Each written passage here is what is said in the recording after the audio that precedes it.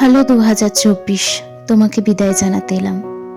তুমি আমার জন্য কখনোই সহজ ছিলে না, তাই বলে যে তোমাকে অস্বীকার করব সেটাও না। তুমি দেখিয়ে দিলে কিভাবে মানুষ এক পলকে বদলে যেতে পারে। তুমি শিখিয়ে দিলে কিভাবে একা বাঁচতে হয়। তুমি শিখিয়ে দিলে কারোর কাছ থেকে কোনো প্রত্যাশা না করাই সবচেয়ে বুদ্ধিমানের কাজ। এটাও জানিয়ে দিলে আমি চাইলে যে কাউকে নিজের মতন করে ভালোবাসতে পারি, কিন্তু চাইলেই যে কারোর কাছ থেকে ভালোবাসা ফেরত পেতে পারি না। আরও উপলব্ধি করিয়ে দিলে মানুষ মূলত একা, নিজের মনের যত্ন নিজেকেই নিতে হয়। সব প্রশ্নের উত্তর সঙ্গে সঙ্গে পেতে নেই, মাঝে মাঝে নিজেকে স্পেস দিতে হয়। সব কিছু থেকে দূরে রাখতে হয়, চুপ থাকতে হয়।